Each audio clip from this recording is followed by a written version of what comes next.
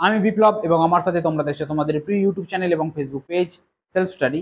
তো আজকের ক্লাস আমরা আলোচনা করব পঞ্চম শ্রেণীর সরল সুদ বা সিম্পল ইন্টারেস্ট এই অধ্যায় থেকে 2 নম্বর দাগের অঙ্কটি। তো দেখো কোশ্চেনটি কি বলেছে। কোশ্চেনটি বলেছে যে প্রতি টাকার মাসিক সুদ 1/1/2 পয়সা হলে 128 টাকার 6 মাসের সুদ কত টাকা হবে। যেহেতু এটা ক্লাস 5-এর অঙ্ক, ত্রৈরাশিক পদ্ধতিতে করব। তো ত্রৈরাশিক পদ্ধতিতে করার জন্য আমাদের প্রথমে কি করতে হবে, আমাদের ডেটাগুলো প্রথমে সাজিয়ে নিতে হবে। আমাদের কি জানতে চেয়েছে সেটাকে আমাদের বুঝতে হবে। কি জানতে চেয়েছে, আমাদের সুদ জানতে চেয়েছে। তো আমরা কি করব, আমরা একদম ডান দিকে লিখে নিব সুদ। আর কি দেওয়া আছে ডেটা দেখো, টাইম দেওয়া আছে বা সময় দেওয়া আছে, কত মাসের, 6 মাসের দেওয়া আছে। তো একটা আমরা লিখবো সময়।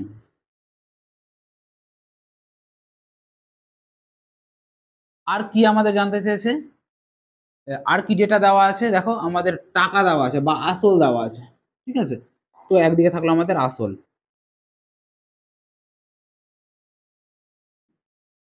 আসল, সময় আর সুদ। আসল, সময় আর সুদ। তো দেখো প্রতি টাকার, প্রতি কথার অর্থ হচ্ছে 1 টাকা। প্রতি কথার অর্থ হচ্ছে 1। কেমন? তাহলে 1 টাকা যদি আমার আসল হয়, 1 টাকা, আসলটা কিসে দেওয়া আছে, টাকাতে দেওয়া আছে। 1 টাকা যদি আমার আসল হয়, তাহলে মাসিক, মাসিক অর্থাৎ 1 মাসের সময়টা তাহলে কিসে দেওয়া আছে, আমাদের মাসে দেওয়া আছে। তাহলে 1 মাসের সুদ কত বলে দিয়েছে দেখো, 1/1/2 পয়সা। তাহলে সুদটা দেওয়া আছে আমাদের পয়সাতে, 1/1/2, 1/1/2 পয়সা। কেমন? তাহলে কি জানতে চাইছে যে 128 টাকার, অর্থাৎ এখানে থাকলো 128, 128 টাকার কয় মাসের জানতে চেয়েছে, 6 মাসের। কি জানতে চেয়েছে, সুদ।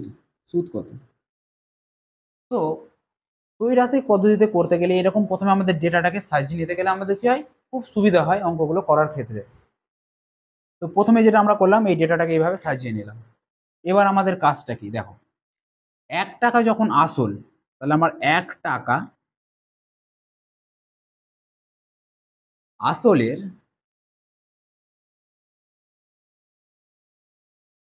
1 টাকা আসলের 1 মাস সময়ের বা 1 মাসের, 1 মাসের সুদ। 1 মাসের সুদ তখন কত, 1/1/2, অর্থাৎ এই পূর্ণটাকে যদি আমরা ভেঙে নিই, 1/1/2 পয়সাকে যদি আমরা ভেঙে নিই, তাহলে কি পাচ্ছি দেখো, পূর্ণ ভাঙতে গেলে আমাদের কি করতে হয়, এটার সাথে এটা গুণ করতে হয়, আর এখানে আমাদের যোগ করতে হয়। তাহলে 2 আর 1 কত, 3, 3/2, 3/2 পয়সা। তাহলে 1 টাকা আসলের 1 মাসের সুদ কত পাচ্ছি, এই যে এটার পরিবর্তে আমরা লিখবো কি, 3/2, 3/2 পয়সা। এতটুকু ক্লিয়ার সবার? চলো নেক্সট দেখো। এবার আমাদের 128 টাকাতে যেতে হবে, তাই না? তাহলে 128 টাকা আসলের, এটা 1 মাস ছিল, আমি 1 মাসই থাকতে দিলাম, 1 মাসের সুদ।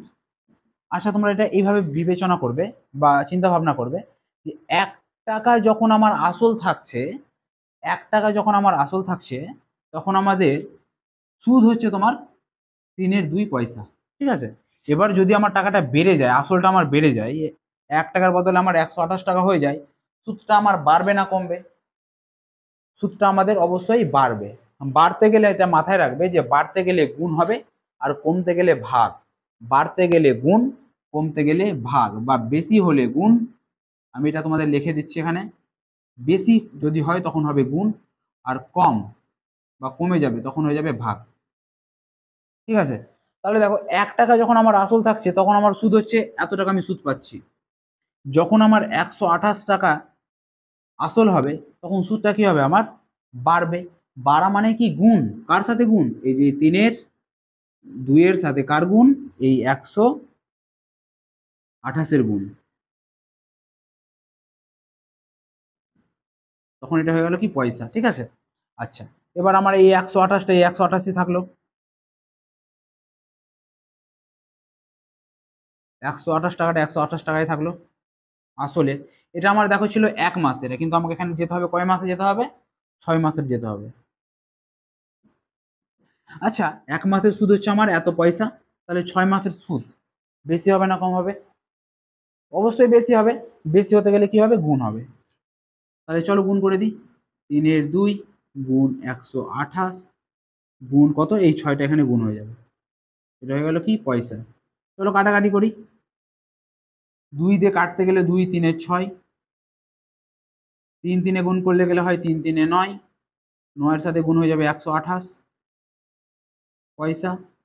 8-9 কত, 8-9 72-এর 2, হাতে থাকলো 7, 9-2 18, সাথে 25-এর 5, হাতে থাকলো 2, 9-9 2 11, অর্থাৎ 1152 কি হয়ে গেল এটা পয়সা। 1152 পয়সাকে যদি আমরা টাকায় কনভার্ট করি, এটা কিন্তু আমাদের অ্যান্সার চলে আসলো যে 128 টাকার 6 মাসের সুদ কত, এত পয়সা, 1152 পয়সা। যদি এটাকে আমরা টাকায় কনভার্ট করি তাহলে কি করতে হয়, আমাদের 100 দ্বারা ভাগ করতে হয়, অর্থাৎ 1152কে যদি আমরা 100 দিয়ে ভাগ করে দিই তাহলে সেটা কি সে পরিণত হয়ে যায়, টাকাতে পরিণত হয়ে যায়। তাহলে টাকাতে পরিণত হতে গেলে কি হয়, 2 ঘর আগে চলে আসে দশমিক, অর্থাৎ 11 টাকা 52 পয়সা। বোঝা গেল? তো আশা করি বোঝা গেছে। যদি বোঝা না যায় তাহলে অবশ্যই কমেন্ট বক্সে কমেন্ট করে জানাবে যে তাহলে উত্তরটা কি আসলো আমাদের। প্রতি টাকার মাসিক সুদ 1.1 পয়সা হলে 128 টাকার 6 মাসের সুদ কত টাকা হবে, 11 টাকা 52 পয়সা হবে। তোমরা যদি এত দূর করেও যদি ছেড়ে দাও তাও কোনো ভুল নেই, তাও কোনো সমস্যা নেই। তাহলে এখানে অ্যান্সারটা তখন পয়সাতে চলে আসবে, কেমন? তো আশা করি এই অঙ্কটা বোঝা গেছে। তো চলো 3 নম্বর দাগের অঙ্কটা তোমাদের সাথে আলোচনা করি।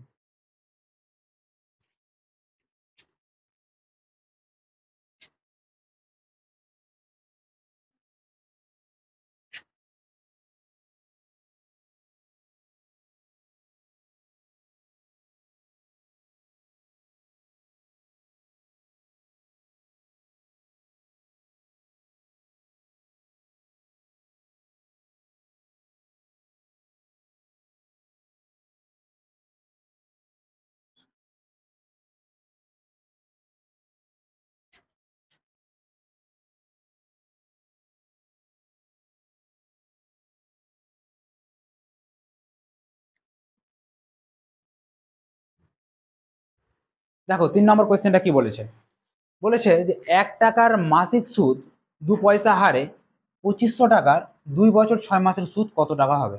সেম একই রকম ভাবে করব আমরা।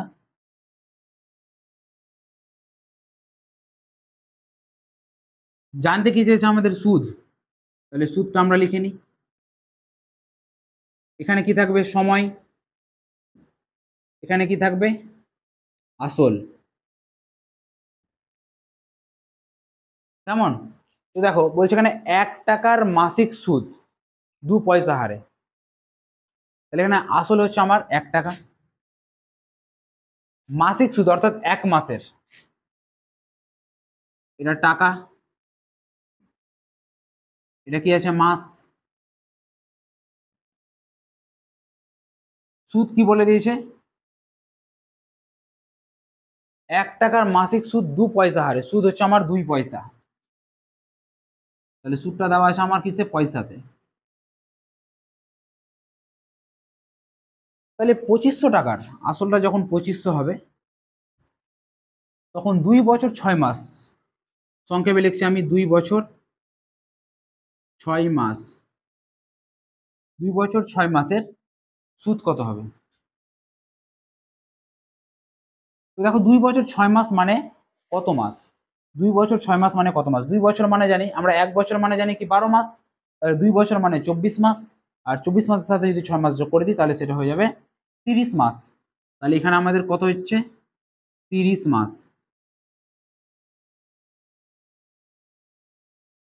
তাহলে জানতে কি চেয়েছে, দেখো আমাদের ডেটাটা কি দেওয়া আছে, ডেটা দেওয়া আছে 1 টাকা আসল যদি হয়, সময় হচ্ছে আমার 1 বছর, সুদ হচ্ছে আমার 2 পয়সা, সুদ হচ্ছে আমার কত?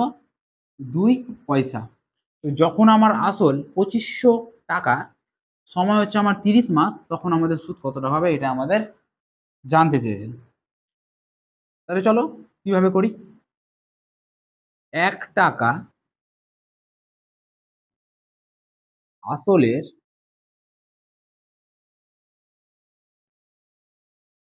1 টাকা আসলের 1 মাস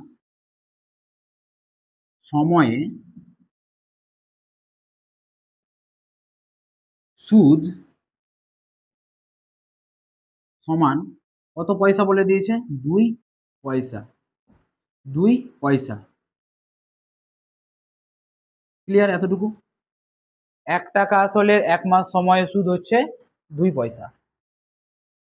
এবার এখানে দেখো আমাদের 2500 টাকা যদি আসল হয়, আসলটা যদি আমাদের 2500 টাকা হয়, 2500 টাকা আসলের 1 মাস সময়ে সুদ। আচ্ছা দেখো, 1 টাকা যখন আমার আসল ছিল, 1 টাকা যখন আমার আসল ছিল তখন আমি সুদ পাচ্ছি 2 পয়সা। 1 টাকা যখন আমার আসল ছিল তখন আমি সুদ পাচ্ছি 2 পয়সা। যখন আমার 2500 টাকা আসল হয়ে যাবে তখন আমি সুদ নিশ্চয়ই বেশি পাবো, তাই না? তাহলে বেশি পাওয়া মানে কি? গুণ। এই 2 এর সাথে গুণ করে দেবো কার? 2500। 2500 পয়সা।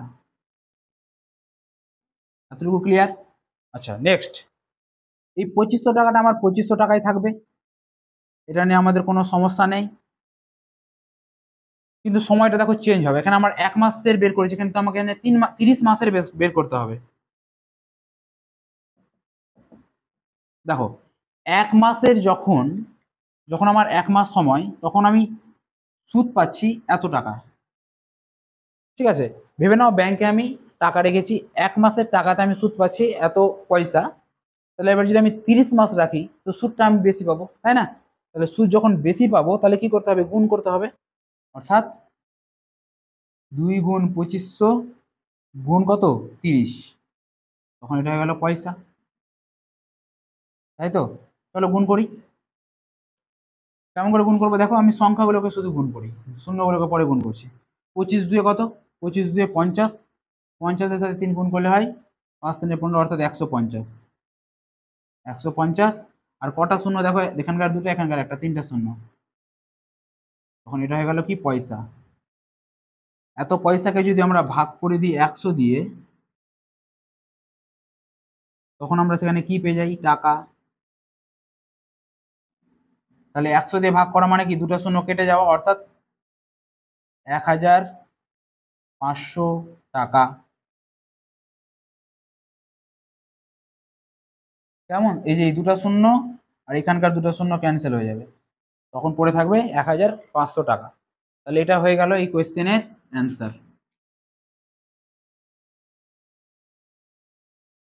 তাহলে অ্যান্সারটা কি পেলাম? যে 1 টাকার মাসিক সুদ 2 পয়সা হারে 2500 টাকার 2 বছর 6 মাসের সুদ কত টাকা হবে? 1500 টাকা বা 1500 টাকা। আশা করি বুঝতে পেরেছো। বুঝতে না পারলে অবশ্যই কমেন্ট বক্সে কমেন্ট করে জানাবে। চলো পরের কোয়েশ্চেনে আমরা চলে যাই। 4 নম্বর দাগের তোমরা কোয়েশ্চেনটি দেখতে পাচ্ছ স্ক্রিনে, তাও আমি তোমাদের পরে একবার শুনিয়ে দিই। দেখো কি বলছে, বার্ষিক 5% হারে সুদে 6250 টাকার 4 বছরের সুদ কত টাকা হবে? সেম একই রকম ভাবে করবো আমরা। দেখো সুদ জানতে চেয়েছে। আজকের ক্লাস আমি তোমাদের সুদটা করাবো, এর পরের ক্লাস আমি তোমাদের আসলটা কিভাবে বের করতে হয় সেটা শেখাবো। তো সুদ যেহেতু জানতে চেয়েছে, তো এক সাইডে থাকলো আমাদের সুদ, এদিকে থাকলো সময়, আর একদিকে থাকলো আসল।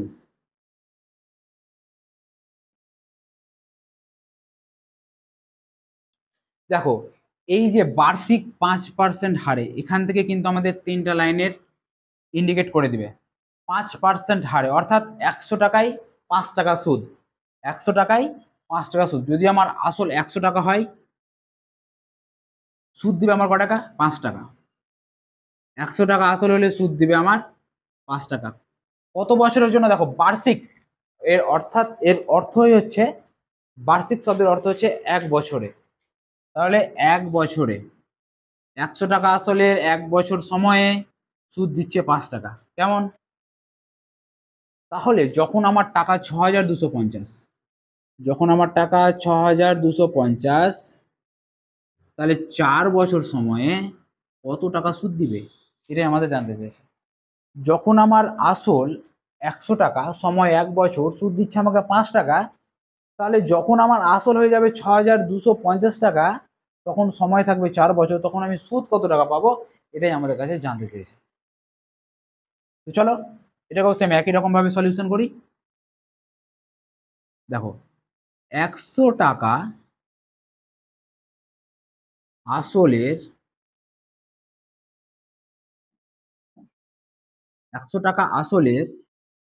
1 বছর সময়ে সুদ কত টাকা সুদ পাচ্ছি আমি, 5 টাকা সুদ পাচ্ছি, তখন কত আমি 5 টাকা। তোমরা এখানে বুঝার সুবিধার্থে এরকম লিখতেই পারো একক, এটা যেহেতু টাকাতে দেওয়া আছে, সময়টা বছরে দেওয়া আছে, লিখতেই পারো, সমস্যা নেই, আসলটা টাকাতে দেওয়া আছে। এর ফলে কি হয়, আমাদের ভুল হওয়ার সম্ভাবনাটা একটু কম থাকে। 100 টাকা আসলের 1 বছর সময় সুদ পাচ্ছি আমি 5 টাকা। যখন টাকাটা আমার 100 টাকা না হয়ে যদি আমার 1 টাকা হয়, দেখো 100 টাকা যখন আমি যদি ব্যাংকে রাখি তাহলে আমাকে 5 টাকা সুদ দিচ্ছে, তাহলে আমি যদি 100 টাকার পরিবর্তে যদি আমি 1 টাকা রাখি, সুদ কি আমাকে 5 টাকা দিবে? দিবে না, কম দিবে। কম দিতে গেলে কি হয়, ভাগ, অর্থাৎ উপরে 5, নিচে হয়ে যাবে 100, এত টাকা, তাই তো? আচ্ছা, এবার আমি যদি 1 টাকার বদলে আমি 6250 টাকা রাখি, 6250 টাকা রাখি, দেখো আমি যখন 1 টাকা রাখছি তখন আমি সুদ পাচ্ছি এত টাকা। যদি আমি 6250 টাকা রাখি, তাহলে ব্যাংক নিশ্চয়ই আমাকে সুদ বেশি দেবে। এভাবে বোঝার চেষ্টা করো, আমি যখন ব্যাংকে 1 টাকা রেখেছি তখন আমি সুদ পাচ্ছি এত টাকা, ঠিক আছে? এবার যখন আমি ব্যাংকে 6250 টাকা রাখবো, তখন সুদ আমি এইটা টাকার থেকে নিশ্চয়ই বেশি পাবো। বেশি পেলে গেলে আমি কি বললাম তোমাদের, গুণ, অর্থাৎ 5/100 গুণ 6250 টাকা। কাজ কি হয়ে গেল? না, হয়নি, কারণ দেখো এখানে 1 বছর আছে, কিন্তু এখানে আমাকে যেতে হবে 4 বছরে যেতে হবে। তাহলে সেম একই রকম ভাবে 6250 টাকা আসলের 1 বছর থেকে আমি কোথায় যাব, 4 বছরে যাব। দেখো 1 বছরের সুদ পাচ্ছি আমি এত টাকা, 1 বছর ব্যাংকে টাকা রেখে আমি সুদ পাচ্ছি এত টাকা। যদি আমি ব্যাংকে 4 বছর টাকা রাখি, সুদ বেশি পাবো না কম পাবো? নিজেকে প্রশ্ন করো, উত্তর নিজে থেকে বেরিয়ে আসবে যে না, বেশি টাকা পাবো। অর্থাৎ বেশি পাবো মানে কি, গুণ, তাহলে 5/100 গুণ 6250 গুণ 4, তাই তো? চলো এবার কাটাকাটি করি। এখানে একটা শূন্য, এখানে একটা শূন্য, ক্যান্সেল করে দিলাম। 5 দিয়ে কেটে দিই, 5×2 = 10, আর 2 দিয়ে এটা কেটে দিই, 2×2 = 4। তাহলে আমাদের 625-কে 2 দিয়ে গুণ করতে হবে, 625 গুণ কত, 2। চলো গুণ করলে কত পাই, 600-র ডবল হচ্ছে 1200, আর 25-এর ডবল হচ্ছে তোমার 50, অর্থাৎ 1250 টাকা, 1250 টাকা পাবো সুদ হিসাবে, কেমন? তাহলে সুদ পাবো আমরা কত, 1250 টাকা। তাহলে আমরা অ্যান্সার কি পেলাম, যে বার্ষিক 5% হারে সুদে 6250 টাকার 4 বছরের সুদ কত পাবো, 1250 টাকা সুদ পাবো। বোঝা গেল? দেখো 5 নম্বর কোয়েশ্চেনটা দেখো কি বলেছে, বলেছে যে বার্ষিক 4/1/4 হার সুদে 8000 টাকার 3/4 বছরের সুদ কত টাকা হবে। চলো এটাকেও সমাধান করে দিই। তোমরা খাতায় নোট ডাউন করে নেবে। যেহেতু জানতে চেয়েছে সুদ, লিখে নিলাম। একদিকে থাকলো সময়, একদিকে থাকলো আমাদের আসল। বার্ষিক কথার অর্থ হচ্ছে 1 বছরে। সুদ কত বলে দিয়েছে, সুদ বলে দিয়েছে এখানে 4/1/4। 4/1/4%কে আমরা এখানে কি লিখেছি, যে 4/1/4 হার কথাটা ইউজ করেছে এখানে। পার্সেন্ট কথার অর্থে কিন্তু এখানে হার কথাটা ইউজ করা হয়েছে, ঠিক আছে? এখানে আমরা কি করব, আসলে আমরা 100 ধরে নেব, অর্থাৎ 100 টাকাতে 4/1/4 টাকা সুদ দিচ্ছে। 100 টাকাতে 1 বছরে 4.1 টাকা সুদ দিচ্ছে, এটা কিন্তু বুঝে নিতে হবে। কেমন? তাহলে 8,000 টাকার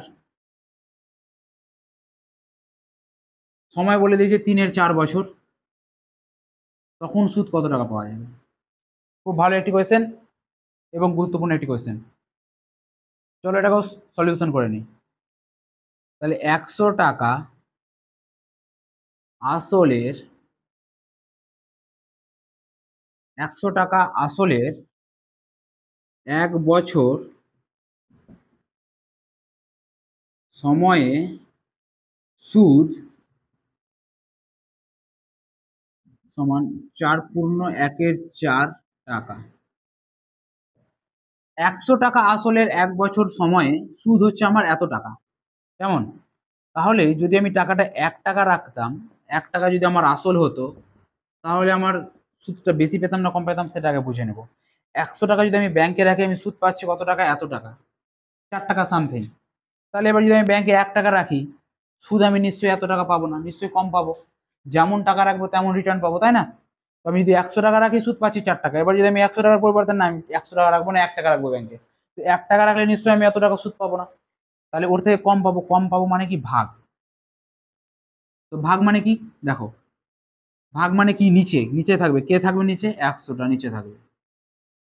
উপরে কে থাকবে? উপরে থাকবে 4.1 তো 4.1 কে যদি আমরা ভেঙে নিই, তাহলে 4.1 কে ভাঙতে গেলে আমরা কি পাই?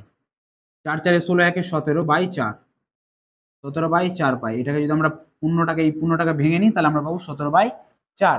তাহলে আমরা রাখবো উপরে 17, আর এই 4টা নিচে চলে আসবে, অর্থাৎ 17/4। কেমন? এটা বোঝা গেল? আচ্ছা, এবার দেখো, 8,000 টাকা যদি আমি রাখি ব্যাংকে,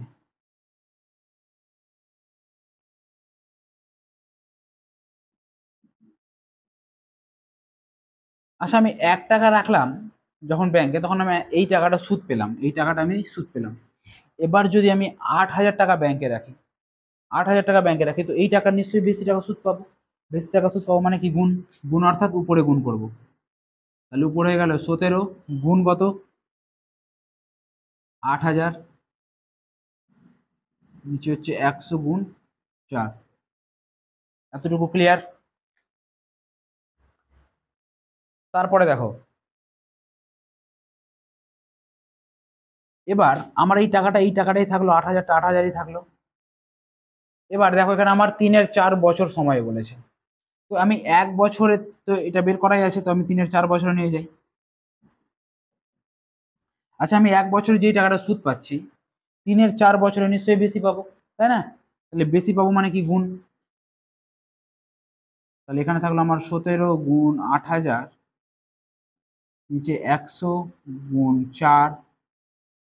এটা গুণ হয়ে যাবে মানে কি? উপরে 3 নিচে 4, উপরে 3 নিচে 4। এবার জাস্ট এটাকে কাটাকাটি করবো আমরা। চলো কেটে দিই। এখানকার দুটো শূন্য, এখানকার দুটো শূন্য ক্যান্সেল। 4 আর 4 গুণ করলে কত হয়? 16। 16 দিয়ে 80 কে কাটতে গেলে 16×5 = 80। তাহলে 15-র সাথে 5×3 15-র সাথে 17 গুণ, 5×3 15-র সাথে 17 গুণ, তাই তো? 17-র সাথে 15 গুণ, 17-র সাথে 15 গুণ করলে যেটা পাবো সেটাই হচ্ছে আমাদের এই উত্তরের সুদ। চলো, 5×7 35-এর 5 হাতে থাকলো 3, 5×1 5, 7×7 = 12, 3-15-র 5 হাতে থাকলো 1, 1 1 1 আর 1 2, 255। তোমরা গুণ করে দেখে নেবে। 17-র সাথে 15 গুণ করতে গেলে হবে 255। তাহলে এটার উত্তর হয়ে গেল 255 টাকা। আশা করি বোঝা গিয়েছে। পরের ভিডিওতে আমি তোমাদের সাথে আলোচনা করব কিভাবে সরল সুদের আসল বের করতে হয়। কেমন? তো এটার উত্তর কি পেলাম আমরা? বার্ষিক 4.1 হার সুদে 8,000 টাকার 3-4 বছরের সুদ কত টাকা পাবো? 255 টাকা পাবো। তো আজ এই পর্যন্তই। পরবর্তী ভিডিওতে আবার তোমাদের সাথে দেখা হবে। তো তোমরা এই অঙ্কগুলো খাতায় টুকে নাও।